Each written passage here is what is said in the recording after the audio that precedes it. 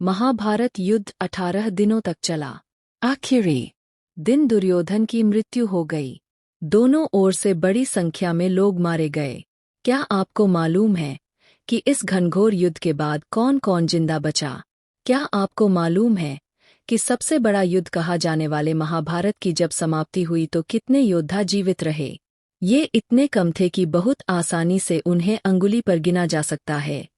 ये युद्ध जब लड़ा जाना शुरू हुआ तो दोनों ओर से लाखों सैनिक युद्ध मैदान में आमने सामने थे, लेकिन जब ये खत्म हुआ तो ज्यादातर सैनिक खत्म हो चुके थे।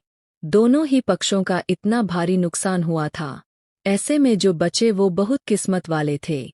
वैसे हम आपको बता देते हैं कि महाभारत युद्ध में जीवित रहने वाले दिग्गज योद्धाओं की संख्या 2 अंकों यानी दहाई में है। महाभारत में कुरुक्षेत्र युद्ध के परिणाम में जानमाल की भारी हानि हुई। कई योद्धा मारे गए। आइए पहले जान लेते हैं कि जब ये महायुद्ध शुरू हुआ था तो दोनों ओर से कितने सैनिक और योद्धा मैदान में थे। युद्ध के बाद कितने दिग्गज योद्धा बचे अब हम आपको बताते हैं कि युद्ध जब 18वें दिन खत्म हुआ तो कितने बड़े योद्धा बचे हुए थे। उनकी संख्या 11 थी। हालांकि तकनीक तौर पर देखा जाए तो ये संख्या 12 कही जानी चाहिए। कौन कौन बचा? पांडव पक्ष की ओर से सभी 5 पांडव जिंदाच गए।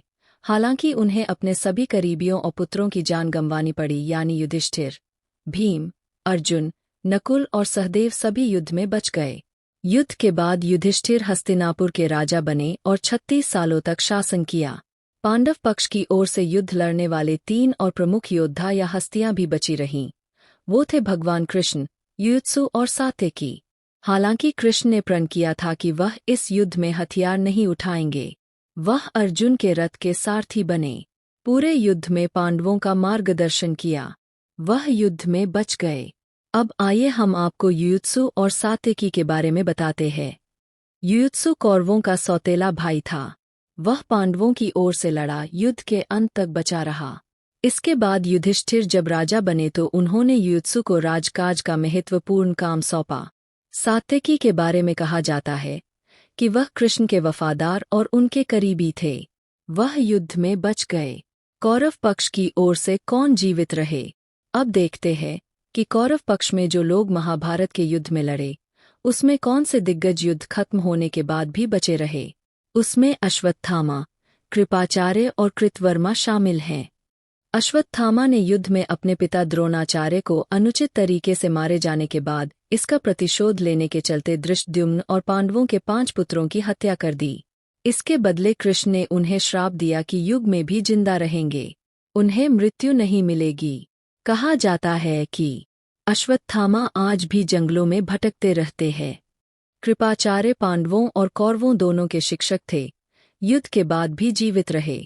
फिर उन्होंने युधिष्ठिर के साथ भी काम किया।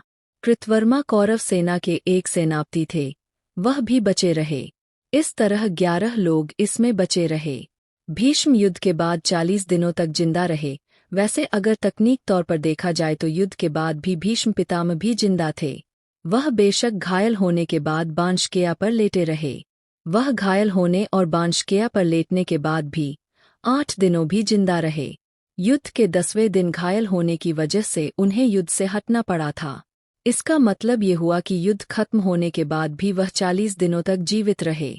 उन्हें इच्छा मृत्यु का वरदान मिला हुआ था। उन्होंने मकर संक्रांति के दिन खुद के प्राण छोड़े। यहाँ हमें महाभारत के उस प्रहसन के बारे में भी जानना चाहिए कि 18वें जब युद्ध खत्म हो गया तब बहुत बुरी घायल अवस्था में दुर्योधन वन में अचेत थे, खून की उल्टियां कर रहे थे। तब पांडवों के 5 पुत्रों की हत्या करके अश्वत्थामा वहां पहुंचे। अश्वत्थामा ने वहां उनकी स्थिति देखकर विलाप करना शुरू किया। उन्होंने इस बात के लिए खुद को धिक्कारा कि वह, कृतवर्मा और कृपाचार्य क्यों जिंदा बच गए और शत्रु से युद्ध में लड़ने के बाद दुर्योधन की ये स्थिति हो गई। वह दुर्योधन से कहते हैं कि तुम स्वर्ग में जाकर द्रोणाचार्य से कहना कि आज मैंने धृष्टद्युम्न का वध कर दिया है। तुम हमारी ओर से वालिकराज, जयद्रथ, सोमदत्त, भूरिश्रवा, भगदत्त आदि का आलिंगन कर उनका कुशलक्षेम पूछना। इसी दौरान अश्वत्थामा ये बताते हैं कि युद्ध के बाद कितने मुख्य योद्धा बचे हुए हैं। वह कहते हैं, दुर्योधन सुनो, शत्रु पक्ष में केवल 5 पांडव, कृष्ण और सात्यकी यही 7 लोग बचे हैं। हमारे पक्ष में कृपाचार्य, कृतवर्मा और मैं हूँ। यहाँ पर ना बह युयुत्सु का नाम नहीं लेते, भीष्म पितामह की बात भी नहीं करते।